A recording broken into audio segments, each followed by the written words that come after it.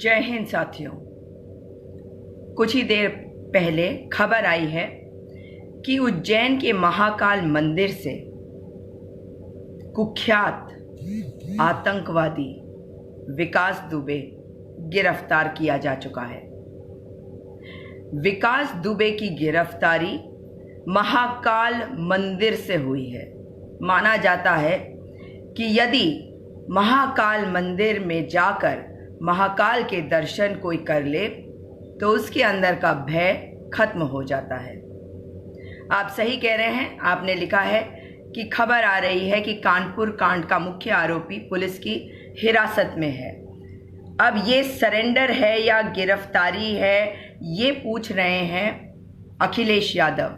मगर मैं आप लोगों से कहना चाहती हूँ कि पहला स्टेप जो है वो एक अच्छा स्टेप है कि इसका एनकाउंटर नहीं हुआ, इसको पकड़ा गया, इसकी गिरफ्तारी हुई है। आप जानते हैं इसकी गिरफ्तारी कैसे हुई, ये बताती हूँ आपको। ये जब महाकाल मंदिर में गया तो वहाँ पे इसने 250 रुपये की पर्ची कटवाई, और क्योंकि ऑनलाइन कटवाई और आजकल सोशल डिस्टेंसिंग और कोरोना की वजह से समय लगता है, तो 2 घंटे का इसके पास समय था। और उसके बाद जब ये दर्शन को गया तो इसके मुंह से सिक्योरिटी, वहाँ बहुत सिक्योरिटी होती है, सिक्योरिटी वाले ने मुंह से इसके मास्क या गमछा जो भी इसने लगा रखा था वो हटाया। उसने इसे पहचाना और वहाँ जो सिक्योरिटी वाले थे उन सबको इसने अलर्ट कर दिया। इस सिक्योरिटी वाले ने इसको दर दबोचा गया। तब पुलिस को इन्फॉर्म किया गया। इसने भागने की कोशिश करी, इसने सिक्योरिटी वाले से स्कफल किया, उसके साथ हाथापाई की, मगर ये बच नहीं पाया, ये पकड़ा गया। वहाँ पे क्योंकि इतने सारे सिक्योरिटी वाले थे, पुलिस का हमेशा पुलिस की प्रेजेंस रहती है, तो इसे पकड़ लिया गया, ये भाग नहीं पाया। उसके बाद पुलिस आई। कमाल की बात यह है कि टेलीविज़न चैनल्स जो है वो भी वहाँ समय से पहुँच गए, और वो वाली क्लिप आप देख सकते हैं जहाँ पे पुलिस वालों ने इसे पकड़ रखा है, पुलिस जीप से इसको अटका रखा है, मतलब जैसे पकड़ के उसको पुलिस के जीप के अगेंस्ट में खड़ा कर रखा है, और ये कहता है, 2 बार कहता है, मैं विकास दुबे हूँ कानपुर वाला, मैं विकास दुबे हूँ कानपुर वाला। तब एक पुलिस वाला इसके सिर पे पीछे से मारता है। मगर ये क्या कहने की कोशिश कर रहा था? क्या ये बताने की कोशिश कर रहा था? क्या इसके अंदर डर था कि इसका एनकाउंटर ना हो जाए? क्या ये लोगों को बता रहा था? व्हाट वाज हैपनिंग, ये अभी क्लियर नहीं है। लेकिन इतनी हिम्मत करके इस आदमी ने जब ये बात कही कि मैं विकास दुबे हूँ कानपुर वाला, तो बहुत सारी बातें सामने आ जाती हैं। अब ज़रूरत यह है, अब हुआ ये कि पुलिस वालों ने चुप्पी साध ली। पुलिस वाले कुछ नहीं कह रहे थे, मगर वहाँ के जो मध्य प्रदेश के गृह मंत्री हैं, नरोत्तम मिश्रा है शायद उनका नाम, उन्होंने इस बात की पुष्टि करी। अभी खबर ये भी आ रही है कि मुख्यमंत्री उत्तर प्रदेश ने मुख्यमंत्री मध्य प्रदेश से बात की है, मतलब अजय सिंह बिष्ट जी ने शिवराज सिंह चौहान जी से बात करी है, और इसको, इस कुख्यात अपराधी को, इस आतंकवादी को वापस लाया जा रहा है। मैं आपको याद दिलाना चाहती हूँ कि ये कुख्यात ने क्या किया था। कानपुर का ये कुख्यात आतंकवादी, इसने 8 पुलिस वालों को मौत के घाट उतार दिया, और वहाँ उसमें एक सीओ रैंक के ऑफिसर थे जिनकी इसने टांगे काटी। और जिस वक्त पुलिस वहाँ पहुँची है उस वक्त ये डीजल निकाल के उनके ऊपर डाल रहा था, उन्हें जलाने की कोशिश कर रहा था जब पुलिस वहाँ तक पहुँच गई। कहा जा रहा है कि पुलिस में से किसी ने खबर भी कर दी थी, और इसीलिए ये अलर्ट था कि पुलिस टीम इसके यहाँ रेड करने आ रही है। और उसके बाद ये तैयारी कर रहा था। एक फ़ोन गया था बिजली दफ्तर, जहाँ से कहा गया कि बिजली काट दी जाए, बिजली काटी गई। ये सारी कहानियाँ हैं जो आप सोशल मीडिया पे न्यूज़ वालों के चैनल्स पर ये सब सुनेंगे।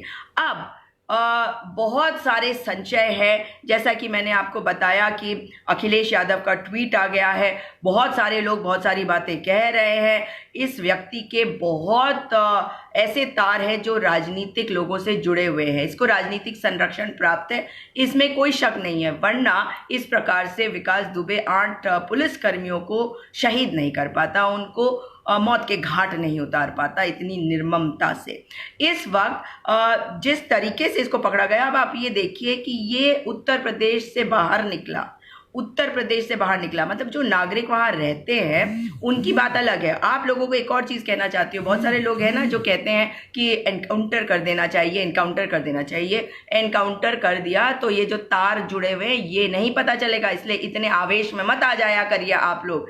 अगर इसको पकड़ा गया है तो सही तरीके से तहकीकात होनी चाहिए। अब ये सही तहकीकात उत्तर प्रदेश की पुलिस कर सकेगी, कितना करेगी ये पता चलेगा, क्योंकि उत्तर प्रदेश सरकार की जो व्यवस्था है वो सवालों के घेरे में है, क्योंकि उत्तर प्रदेश से निकलकर ये व्यक्ति फरीदाबाद तक दिखता है, फिर घूमता घूमता कहाँ पहुंच जाता है, मध्य प्रदेश। मध्य प्रदेश में भी भारतीय जनता पार्टी की ही सरकार है, वहां पे ये पकड़ा गया। तो उन पुलिस वालों, उन सुरक्षा कर्मियों का बहुत बहुत धन्यवाद भी करना चाहूंगी और आप सबकी तरफ से उनको सैल्यूट भी करना चाहूंगी, उनको सैल्यूट है। अब आगे देखना है कि इसके साथ क्या होता है। इसने हमारे पुलिस वालों को मारा। आप देखिए कि देश में व्यवस्थाएं जो हैं वो ठीक होना चाहिए, जैसा कि अभी किसी ने लिखा है कि सरेंडर कराया गया, ये गिरफ्तारी नहीं है, सरेंडर है। तो ये सारी चीजें जो हैं, ये सारी बातें आपके दिमाग में आ रही हैं, जानते हैं, क्योंकि आप लोग भी व्यवस्थाओं को कम आंकने लग गए, आप भी व्यवस्थाओं को नहीं मानते और इसी वजह से जो सरकारें हैं